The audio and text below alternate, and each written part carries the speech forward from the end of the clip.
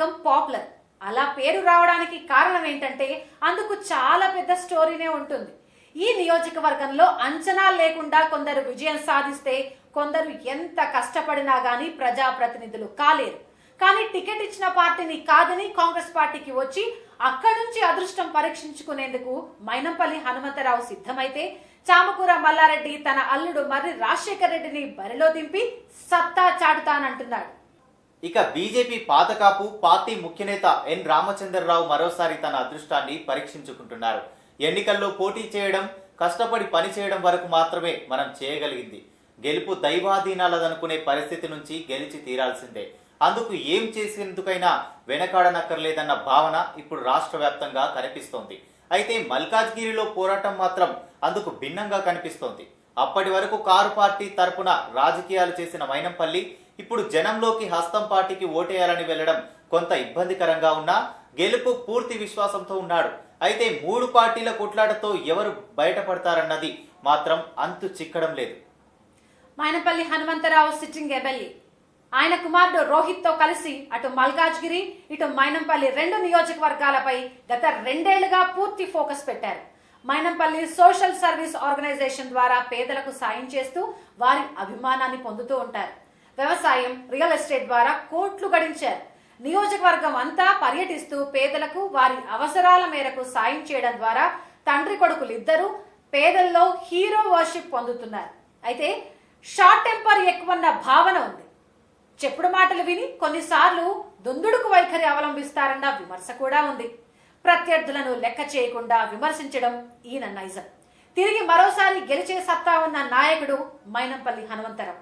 పార్టీలో ఆయనకు ప్రత్యర్థులంటూ ఎవరూ లేరు. కాకపోతే మెదక్ సీటు తన కుమారుడికి ఇవ్వలేదన్న కారణంగా బీఆర్ఎస్ పార్టీకి గుడ్ బై చెప్పి కాంగ్రెస్ పార్టీ తీర్థం పుచ్చుకున్నారు. అటు మెదక్ ఇటు మల్కాజ్గిరి 2 చోట్ల కూడా గెలుపుపై ధీమాతో ఉన్నారు. నియోజకవర్గంలో మైనంపల్లి హనుమంతరావుకు టికెట్ కేటాయించక పూర్వం ఆకుల రాజేందర్, నందికంటి శ్రీధర్ మధ్య గ్రూపులుండేవి. అయితే ఆ తర్వాత నందికంటి శ్రీధర్ బీఆర్ఎస్ పార్టీలో చేరడం, ఆయనను ఆ పార్టీ ఎంబీసీ కార్పొరేషన్ చైర్మన్ గా నియమించడం జరిగిపోయాయి. నియోజకవర్గంలో జిల్లా అధ్యక్షుడు శ్రీధర్, మల్కాజ్గిరి సర్కిల్ కాంగ్రెస్ నేత వెంకటేష్ యాదవ్, జీడి శ్రీనివాస్, వినోద్ యాదవ్ కాంగ్రెస్ పార్టీ ముఖ్య నేతలుగా ఉన్నారు. ఇక ఇక్కడి నుంచి బీఆర్ఎస్ అభ్యర్థి మంత్రి మల్లారెడ్డి అల్లుడు మర్రి రాజశేఖర్ బరిలో దిగక బీజేపీ నుంచి మాజీ ఎమ్మెల్సీ ఎన్ రామచంద్రరావు రేసులో నిలిచారు. ఓ బలమైన నేత 10 ఏళ్ల పాటు ప్రజల్లో ఉన్న వ్యక్తితో పోటీ చేయడం సవాలని చెప్తున్నారు ఆయన. భారమంతా మామ మల్లారెడ్డిపైనే వేశారు మర్రి. అయితే బలమైన మైనంపల్లిని తట్టుకోవడం అంత ఈజీ ఏం కాదన్న భావన ఉంది. ఇక బీఆర్ఎస్ పార్టీలో మాజీ కార్పొరేటర్ జగదీష్ గౌడ్, మచ్చబొల్లారం కార్పొరేటర్ రాజ్ జితేంద్రనాథ్, మాజీ ఎమ్మెల్యే చింతల కనకారెడ్డి తనయుడు చింతల శ్రీనివాస్ రెడ్డి, మాజీ కార్పొరేటర్ ఫాతిబాబీ భర్త Aminuddin, east Anandbagh corporator Y Prem Kumar ఈ నియోజకవర్గంలో ముఖ్య నేతలు. వీరితో పాటు మల్కాజ్గిరిలో పార్టీ సీనియర్ నేత జితేందర్ రెడ్డి, మాజీ కార్పొరేటర్ ఆకుల నరసింగరావు, చింతల విజయశాంతి, ఆల్వాల్ కార్పొరేటర్ కీలకంగా ఉన్నారు. పార్టీలో యాక్టివ్ రోల్ పోషిస్తున్నారు. ముఖ్య నేతలుగా ఉన్నారు. వీళ్ళంతా ప్రైవేట్ ఆర్మీతో తాను అనుకున్నది సాధించాలనుకుంటారని, ప్రజలతో మమేకం కావడంపై దృష్టి పెట్టడం లేదన్న భావన నియోజకవర్గంలో బలంగా ఉంది. అయితే ఇక్కడ బీజేపీ అభ్యర్థి ఎన్ రామచంద్రరావు ఇక్కడ ముఖ్యమైన నాయకులుగా ఉన్నారు. హైకోర్టు న్యాయవాదిగా పార్టీ వర్షన్ ప్రజల్లోకి బలంగా తీసుకెళ్లడం ద్వారా ఆయనకు రాష్ట్ర వ్యాప్తంగా గుర్తింపు ఉంది. అయితే డబ్బులు ఖర్చు పెట్టలేరని, ప్రజల్లో కలిసిపోలేరన్న భావన ఉంది. మల్కాజ్గిరి లాంటి మాస్ ఏరియాల్లో ప్రజల్లో తిరిగితేనే అంతంత మాత్రంగా ఓట్లొచ్చే అవకాశం ఉందంటారు. మరి ఈ పరిస్థితిని ఎన్ రామచంద్రరావు ఎలా తనకు అనుకూలంగా మలుచుకుంటారో చూడాలి. పార్టీలోనూ కొందరు నాయకులు ఆయన నాయకత్వాన్ని ఆమోదించే పరిస్థితిలో లేరు. బీజేవైఎం ప్రెసిడెంట్ భానుప్రకాష్, ఎమ్మెల్సీ మధ్య కోఆర్డినేషన్ కూడా లేదంటారు. Malkajgiri assembly in charge Srinivas Mudiraj, Malkajgiri corporator Shravan, Vijayanagar division corporator Rajyalakshmi, Moulali division corporator Sunitha భర్త గుండాల చంద్రశేఖర్ యాదవ్ ముఖ్య నాయకులు. ఇక్కడ ఆర్ జితేందర్ రెడ్డి, ఆకుల నరసింగారావు నియోజకవర్గంలో ప్రభావం చూపించగలరు. నగరం నడిబొడ్డున ఉన్న నియోజకవర్గంగా మల్కాజ్గిరి మారిపోయింది.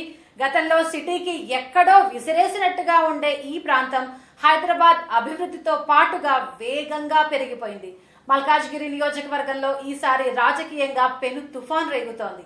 స్థానిక ఓటర్లతో పాటుగా తెలంగాణలోని వివిధ జిల్లాల నుంచి వచ్చిన వారు ఆంధ్ర ప్రాంత వాసులు స్థిర నివాసం ఏర్పాటు చేసుకున్నారు. వీరందరూ ఎన్నికల్లో విజేతపై ప్రభావం చూపెడతారు కూడా.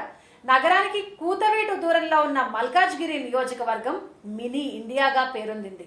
మల్కాజ్గిరి నియోజకవర్గంలో 411 పోలింగ్ బూతులుండగా 4,46,822 మంది ఓటర్లున్నారు.